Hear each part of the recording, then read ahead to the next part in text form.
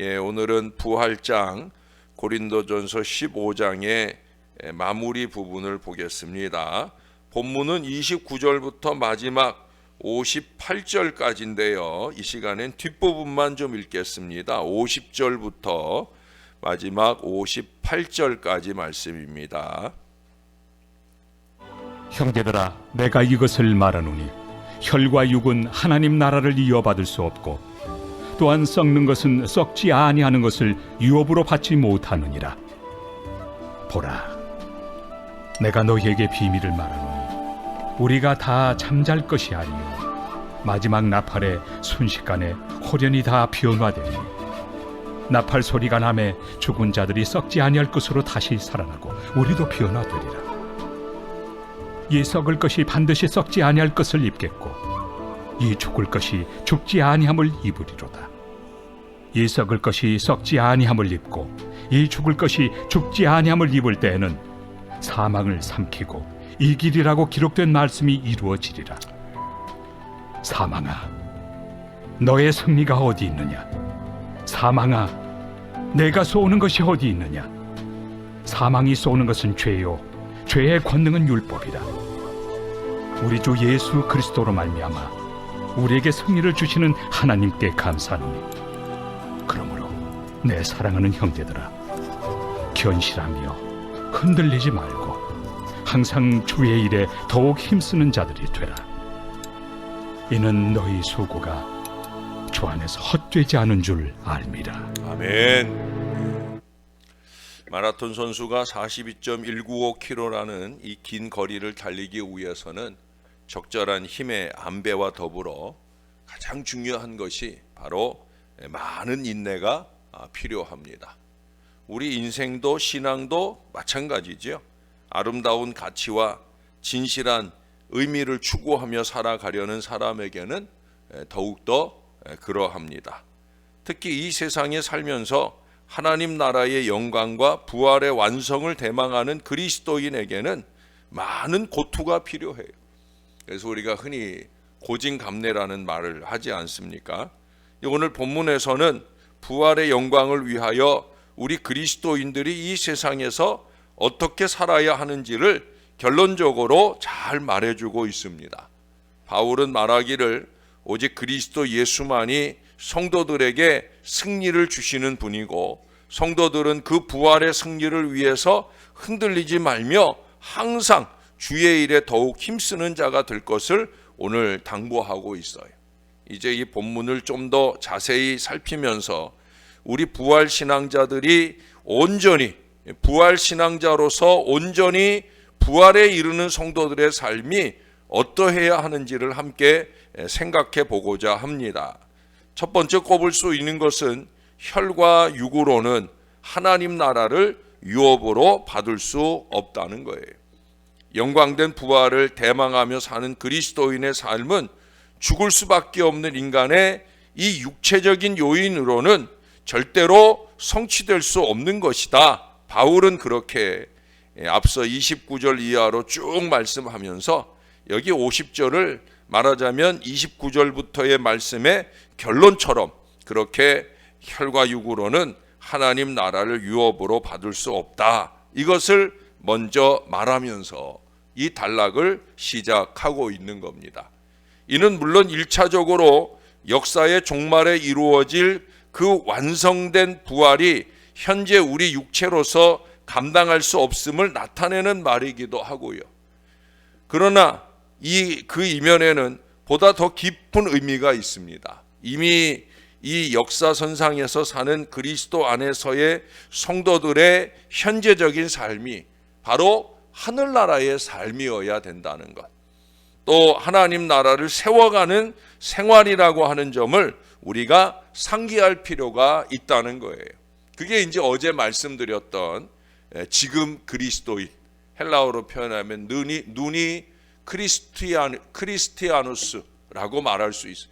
지금 그리스도인, 부활을 현재적으로 살아야 된다는 거예요. 부활이라고 하는 것은 물론 미래적인 것이지만 어제 말씀드렸잖아요. 그 미래를 내다보면서 미래를 현재화하면서 살아야 된다. 부활신앙도 마찬가지예요. 여러분, 부활하면은 지금 이 몸으로 사는 게 아니라 부활의 새로운 생명체로 산다고 그랬어요. 물론 아직 우리의 육신은 그렇게 부활의 생명체의 모습이 아니라 날로 후패해져 가는 그런 안타까운 모습입니다만은, 그럼에도 불구하고 우리의 속사람부터 우리의 삶은 부활 신앙자다운 삶으로 변화되어 살 수 있어야 된다는 거예요. 그런 관점에서 보면 혈과 육으로 받을 수 없는 하나님의 나라라는 것은 우리 육체의 소욕을 채우는 방법으로는 도저히 이룰 수 없다는 거예요. 그래서 이기와 욕심으로 신앙하는 건 올바른 신앙이 될 수 없다는 거예요. 왜 그래요? 그리스도인이 그의 전생애를 통해서 이루며 또 미래에 완성된 모습으로 성취할 부활은 단순한 우리 몸의 변신이 아니라 새로운 차원의 삶을 담보하는 근본적인 변화와 비약이라고 할 수가 있습니다. 그래서 영광된 부활을 바라보는 우리 성도는 이 부활의 현재적인 삶에 참여한 것이기에 썩어질 육체의 방법이 아니라 하나님 나라의 방식으로 이 현실을 살아가야 되는 거예요. 그래서 말씀과 기도로 날마다 거룩해지며 날마다 주께 더 가까이 나아가는 이 믿음이 필요한 거예요. 이제 우리는 어떤 보상적 차원이나 기복적 차원에서 이 부활을 생각하는 경향에서 벗어나야 될 때가 있습니다. 적어도 우리가 신앙의 연륜을 꼽는 사람이라면 그 연륜에 걸맞는 부활 신앙을 가져야 된다는 거예요. 우리가 그리스도인으로서 부활의 영광된 삶을 추구하며 그 완성의 날을 기다린다는 것은 곧 하늘나라의 방법으로 이 땅에서의 삶을 살아간다는 것이다 라는 걸 잊지 말아야 됩니다. 사랑하는 여러분, 혈과 육으로 사는 세상과는 좀 다르게 살기 위해 영부림치며 노력하는 저와 여러분들이 될 수 있기를 바랍니다. 물론 그것이 쉬운 삶은 아니에요. 어떻게 그러한 새로운 차원의 삶, 다시 말해 부활의 삶을 우리가 살아갈 수 있겠습니까? 바울은 그래서 이에 대하여 오직 한 가지의 길만이 있다고 두 번째로 강한 어조로 말씀을 주고 있어요. 57절을 한 번 더 보실까요? 우리 주 예수 그리스도로 말미암아 우리에게 승리를 주시는 하나님께 감사하노니. 할렐루야. 여러분, 오로지 예수님만이 우리에게 이 승리를 가져다 주시는 분이라는 거예요. 그렇습니다. 그리스도는 오늘도 우리 성령을 통하여 역사하시면서 우리들이 하나님 나라의 이 내용을 담은 실질적인 부활 생활을 할 수 있도록 우리들을 독려하고 힘을 주신다라고 하는 거예요. 우리들은 오로지 예수 그리스도의 마음을 품고서 주께서 가신 그 길을 열심으로 따라감으로써 이 부활의 삶을 살 수가 있는 것입니다. 나약하고 부족한 우리이기에 만군의 여호와이신 우리 주님께 의지하는 것만이 영원한 삶을 향하여 전진하며 살아가는 길이다. 바로 그 말씀이에요. 이미 우리는 하나님 나라의 시민으로 이 세상에서 살면서도 얼마나 자주 예수님의 마음에서 벗어나 자기 마음대로의 길을 가는지 모르겠어요. 여러분, 자기 길, 자기 고집, 자기 생각으로 살아서는 우리는 절대 부활 삶을 살 수 없어요. 내 생각 다 버리고 주님의 뜻 따라가야 되는 거예요. 데오 볼렌테 해야 되는 거예요. 이것은 실로 우리 주님께서 기뻐하시지 않을 삶을 벗어날 수 있어야 된다는 거예요. 내 생각으로 살고 내 고집으로 살고 내 자존심으로 살고, 여러분, 절대 주님이 기뻐하시지 않아요. 정말 주님이 기뻐하실 지금 그리스도인으로서의 부활 생명체로서의 건강한 믿음의 삶을 잘 살고 싶다고 하면 우리는 그런 어리석음들을 벗어 던지고 우리 주님을 온전히 의지해야 됩니다. 부활의 삶을 완성하는 길은 오직 주 예수 그리스도의 그 길을 가는 것밖에 없어요. 이런 점에서 현대를 살아가는 우리 그리스도인들은 많은 점에서 뼈아픈 자기 성찰과 비판을 가져야 됩니다. 왜냐하면 적어도 성도들에게는 하나님 나라에 걸맞는 실질적인 내용의 삶을 살아가고 세워야 할 근본적인 의무와 책임이 부과되어져 있기 때문이에요. 적어도 승리를 주시는 그리스도와 함께 산다면 그 거룩한 의무와 책임에 온전히 헌신되어야 합니다. 그것이 물질적 책임이든지 육체적 책임이든지 우리는 온전히 헌신되어야 됩니다. 그래서 마지막으로 세 번째 말씀하는 게 뭐예요? 견실하며 흔들리지 말고 항상 주의 일에 더욱 힘써야 된다는 말씀을 58절에 말씀하고 있어요. 바울은 이제 부활을 바라보고 사는 성도들이 소망을 잃지 말고 살아야 한다는 것을 마지막으로 당부합니다. 왜냐하면 비록 완전하게는 아니라 할지라도 이미 우리 성도들은 부활의 영광에 동참하는 삶을 지금 여기에서 살아왔기 때문이에요. 이미 하늘나라의 소망으로 살아가는 자라면 더욱더 그 소망의 확신을 가지고 흔들리지 않는 삶으로 매진하라는 거예요. 그러기 위해서는 우리가 사는 동안에 겪는 모든 수고가 헛되지 않음을 알고서 때를 얻든지 못 얻든지 더욱더 주의 일에 힘쓰는 자들, 바로 그런 사람이 되어야 된다는 거예요. 그러므로 성도는 각기 자기가 처한 환경 속에서 자기가 하는 일 속에서 끊임없이 하나님 나라의 의를 추구하면서 살 수 있어야 됩니다. 조금 더 주님을 기쁘시게 하고자, 또 그것이 사람을 기쁘게 하고 세상을 변화시키는 일임을 포기하지 않고 살아야 된다는 거예요. 현대 사회의 많은 분야가 하나님의 영광된 가치를 추구하는 훌륭한 도구로 사용되어질 수 있음을 우리는 기억해야 합니다.